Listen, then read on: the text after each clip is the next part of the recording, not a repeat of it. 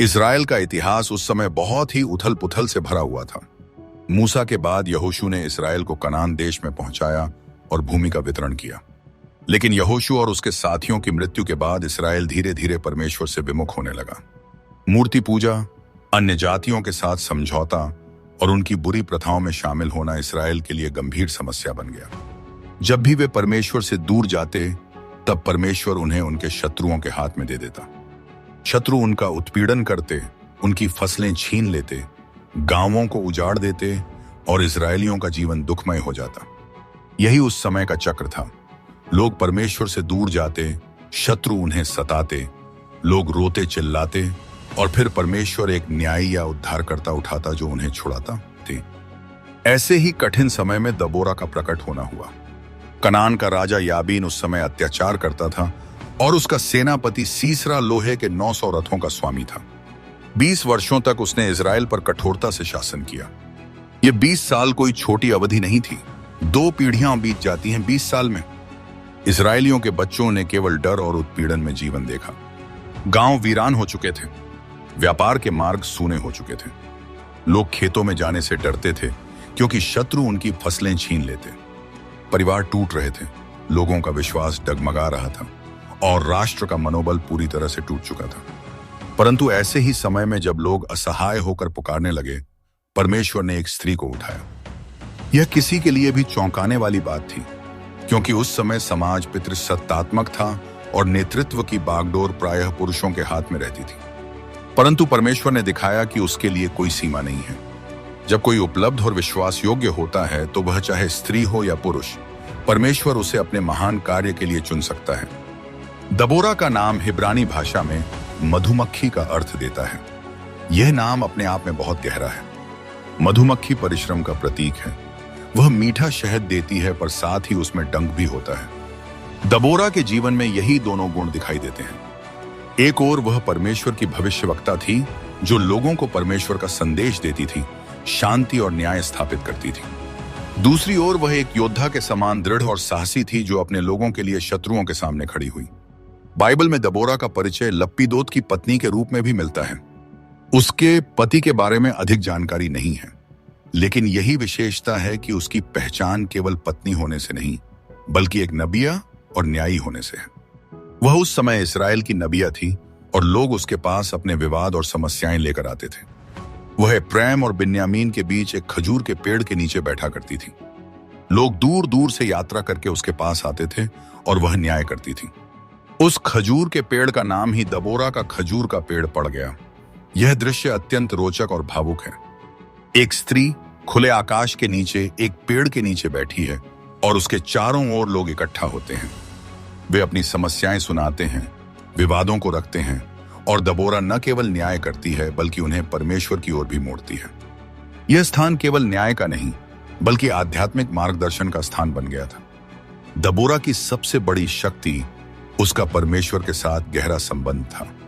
जब चारों ओर अंधकार हो, लोग हताश हों, शत्रु का डर हर किसी के दिल पर छाया हो, ऐसे समय में कोई व्यक्ति केवल तभी साहसी हो सकता है जब उसका विश्वास दृढ़ हो। दबोरा ने हार नहीं मानी। उसने केवल शत्रु की शक्ति को नहीं देखा, बल्कि परमेश्वर की महानता को देखा। उसने केवल निराशा को नहीं, बल्कि आशा को पकड़े रखा। यही कारण है कि लोग दबोरा के पास आकर्षित होते थे। वे जानते थे कि दबोरा में परमेश्वर की आत्मा कार्य करती है और उसकी वाणी में सामर्थ्य है। उस समय इजराइल का नेतृत्व केवल सैन्य शक्ति से नहीं, बल्कि आत्मिक शक्ति से भी आवश्यक था। दबोरा ने दिखाया कि सच्चा नेतृत्व केवल पद या शक्ति से नहीं आता, बल्कि परमेश्वर पर भरोसा करने से आता है।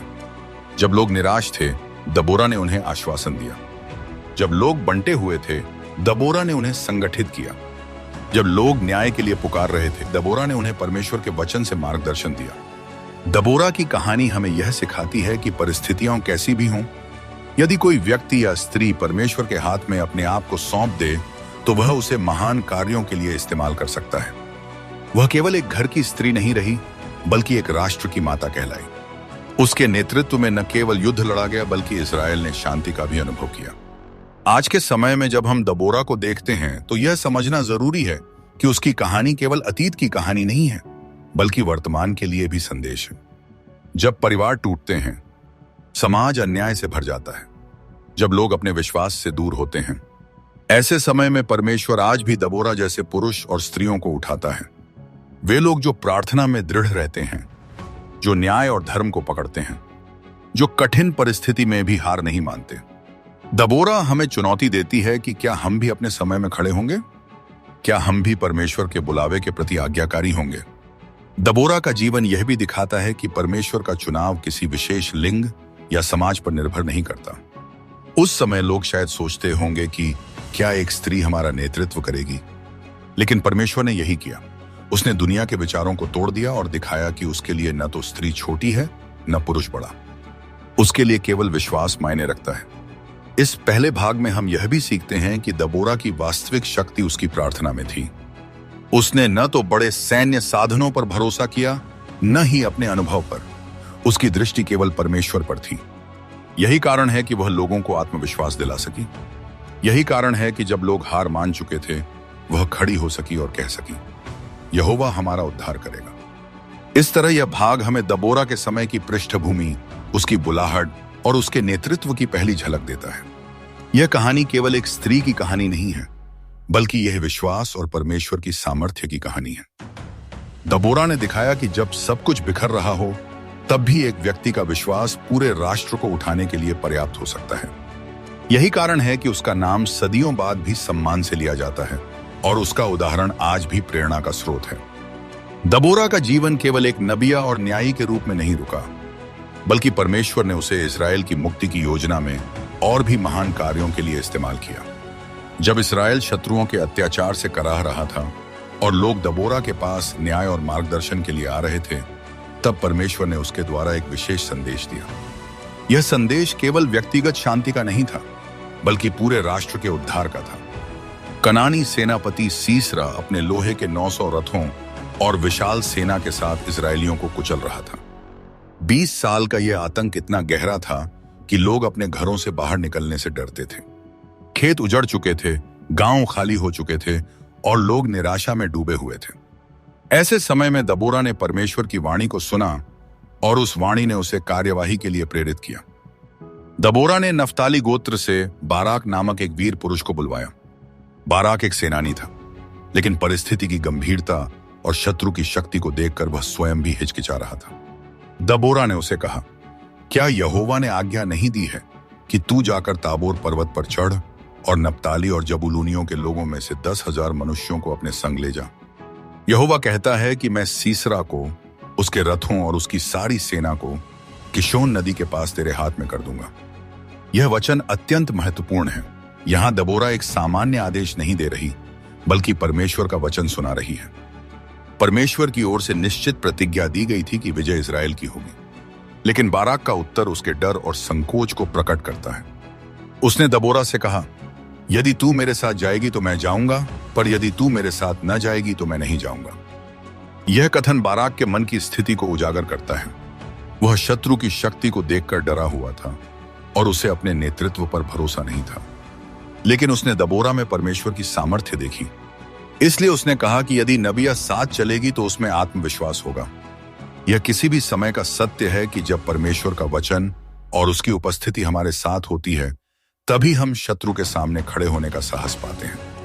दबोरा ने बिना देर किए उत्तर दिया, मैं तेरे संग अवश्य चलूंगी, परंतु इस यात्रा का मान तुझे नहीं मिलेगा, क्योंकि यहोवा सीसरा को एक स्त्री के अधीन कर देगा। यह कथन अपने आप में बहुत गहरा है। यहां दबोरा यह स्पष्ट करती है कि विजय का श्रेय केवल बाराक को नहीं मिलेगा, बल्कि परमेश्वर यह कार्य एक स्त्री के द्वारा पूरा करेगा। यह केवल भविष्यवाणी नहीं, बल्कि परमेश्वर की योजना थी कि इस युद्ध में पुरुषों की शक्ति नहीं, बल्कि परमेश्वर का अद्भुत तरीका विजय दिलाएगा। इस प्रकार दबोरा और बाराक ने मिलकर युद्ध की तैयारी शुरू की। 10,000 लोग ताबोर पर्वत पर इकट्ठा किए गए। यह सेना सीसरा की सेना की तुलना में बहुत छोटी थी। सीसरा के पास लोहे के रथ थे, प्रशिक्षित सैनिक थे और विशाल शक्ति थी, लेकिन दबोरा और बाराक की सेना परमेश्वर के आदेश पर खड़ी की गई थी। यहां यह स्पष्ट होता है कि परमेश्वर के लिए संख्या या साधन मायने नहीं रखते। उसके लिए आज्ञाकारिता और विश्वास ही सबसे महत्वपूर्ण है।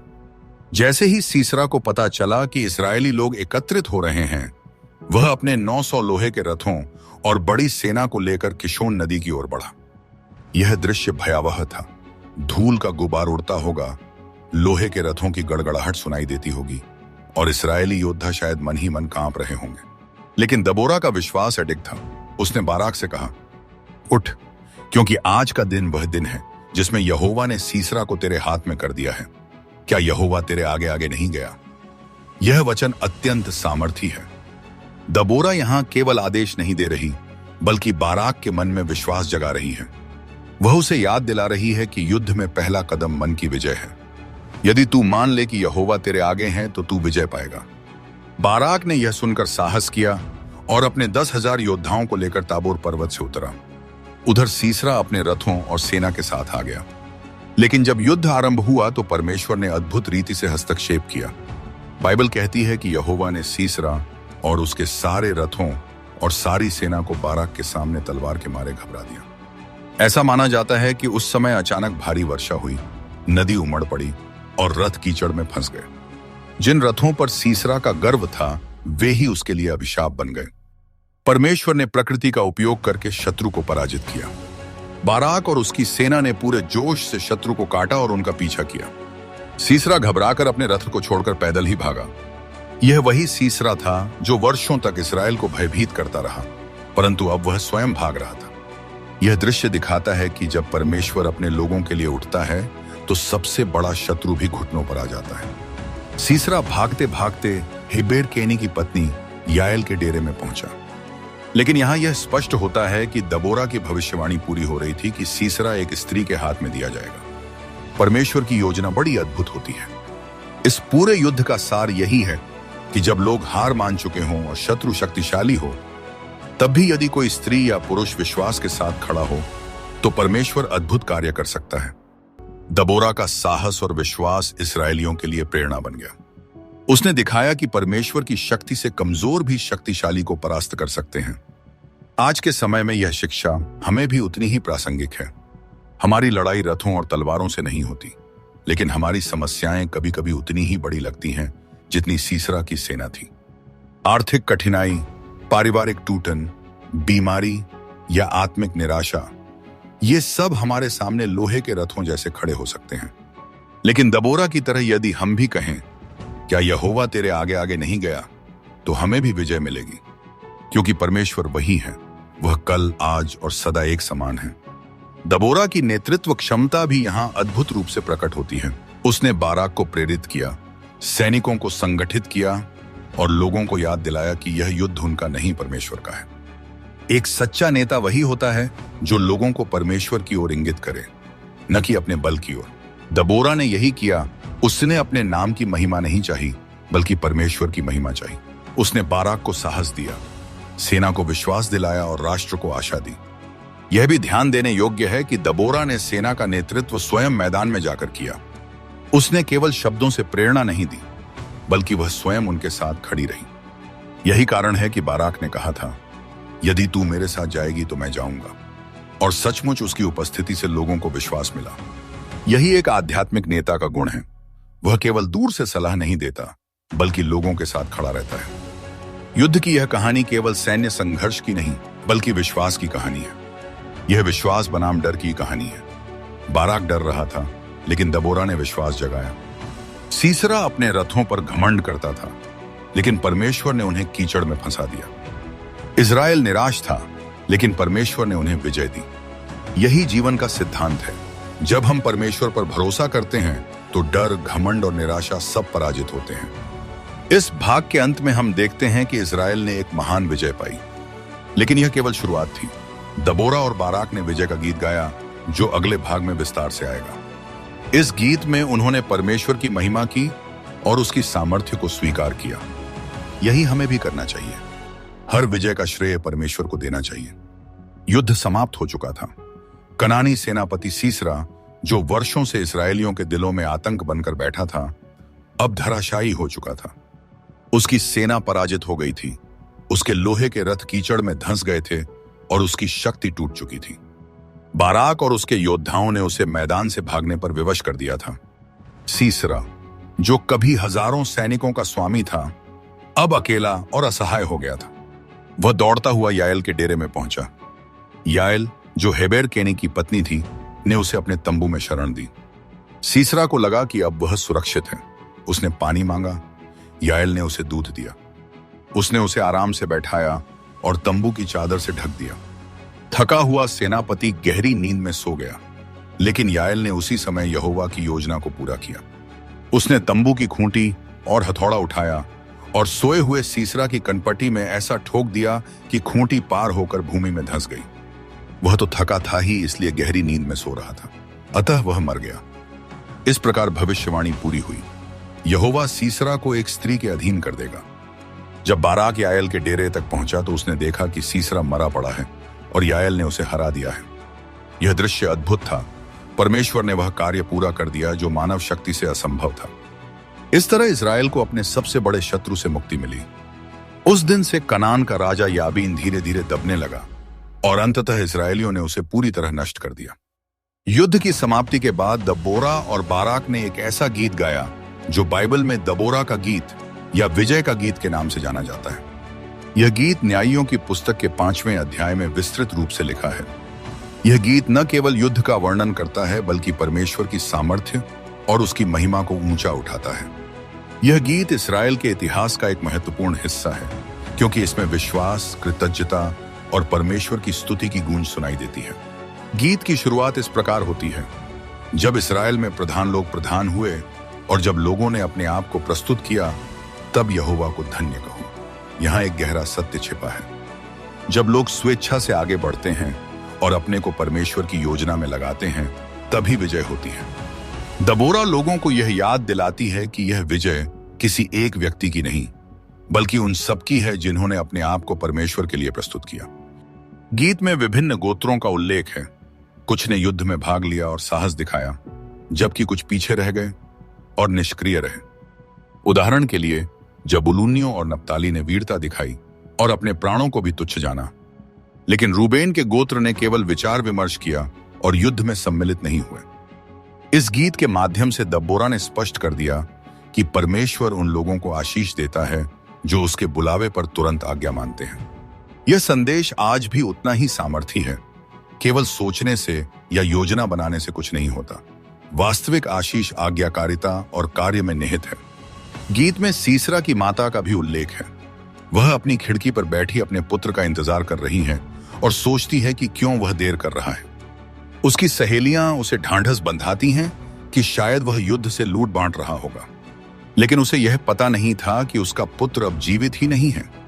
यह चित्रण अत्यंत भावुक है और यह दिखाता है कि जो लोग परमेश्वर के विरुद्ध खड़े होते हैं, उनका अंत कैसा होता है। दबोरा के गीत का सबसे महत्वपूर्ण पहलू यह है कि उसमें बार बार यहोवा की सामर्थ्य को ऊंचा उठाया गया है। दबोरा ने इस विजय का श्रेय न अपने आप को दिया, न बाराक को, न सेना को, बल्कि केवल यहोवा को। उसने कहा, हे यहोवा, जब तू सेईर से चला, जब तू एदोम के मैदानों से आगे बढ़ा, तब पृथ्वी कांप उठी और आकाश से वर्षा हुई। यह पंक्ति दर्शाती है कि युद्ध में वास्तविक योद्धा परमेश्वर ही था। गीत समाप्त होता है इस प्रार्थना के साथ, हे यहोवा, तेरे सब शत्रु इस प्रकार नाश हों, परंतु जो तुझसे प्रेम रखते हैं वे सूर्य के निकलने की सी शोभा पाते हैं। यह वाक्य न केवल उस समय के लिए बल्कि हर युग के लिए सत्य है। परमेश्वर से प्रेम करने वालों का जीवन प्रकाशमान होता है और उनके शत्रु मिट जाते हैं। इस गीत के बाद बाइबल बताती है कि देश में 40 वर्ष तक शांति रही। यह शांति केवल युद्ध की समाप्ति के कारण नहीं थी, बल्कि इसलिए भी क्योंकि लोग फिर से परमेश्वर की ओर लौटे।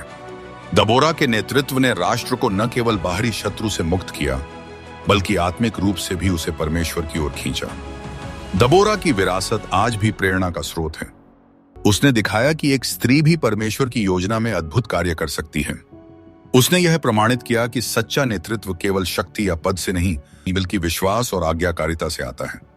उसने यह भी दिखाया कि परमेश्वर की स्तुति करना और उसकी महिमा को स्वीकार करना हर विजय का सबसे महत्वपूर्ण हिस्सा है। आज की दुनिया में जब हम दबोरा को देखते हैं तो यह स्पष्ट संदेश मिलता है कि हमें भी अपने जीवन के युद्धों में उसी तरह विश्वास करना चाहिए।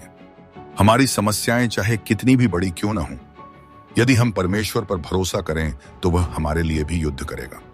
हमें दबोरा की तरह निडर होकर खड़े होना है, दूसरों को प्रोत्साहित करना है और परमेश्वर की सामर्थ्य को स्वीकार करना है। दबोरा की कहानी केवल अतीत की एक घटना नहीं है, यह हर युग में बोलती है। यह हमें सिखाती है कि स्त्रियों की भूमिका विश्वास के कार्यों में कितनी महत्वपूर्ण है। यह हमें दिखाती है कि नेतृत्व का असली मापदंड विश्वास है। यह हमें याद दिलाती है कि विजय के बाद भी विनम्र रहना और परमेश्वर की महिमा करना आवश्यक है। और यह हमें प्रेरित करती है कि हम अपने समय में भी परमेश्वर के बुलावे को पहचानें और उसका पालन करें। इस प्रकार दबोरा का गीत और उसकी विरासत एक अमर गाथा बन जाती है। इस्राएल ने 40 वर्ष की शांति का अनुभव किया क्योंकि एक स्त्री ने विश्वास के साथ खड़े होकर कहा, क्या यहोवा तेरे आगे आगे नहीं गया? यही वाक्य आज भी हमें प्रेरित करता है। जब हम अपने जीवन की लड़ाइयों का सामना करते हैं तो हमें भी यह विश्वास रखना चाहिए कि यहोवा हमारे आगे आगे चलता है। यदि इस वीडियो ने आपके हृदय को छू लिया है तो इसे अपने परिवार और मित्रों तक जरूर पहुंचाएं, क्योंकि आपका एक छोटा सा कदम किसी के जीवन में आशा, शांति और उद्धार का कारण बन सकता है। हमारे चैनल बाइबल ट्यूब को सब्सक्राइब करें ताकि परमेश्वर का जीवित वचन हर घर में, हर हृदय तक पहुंचे और नई ज्योति फैलाए। प्रभु यीशु मसीह आपके और आपके परिवार को अपनी अनंत कृपा, शांति और आशीषों से परिपूर्ण करें। जय मसीह की।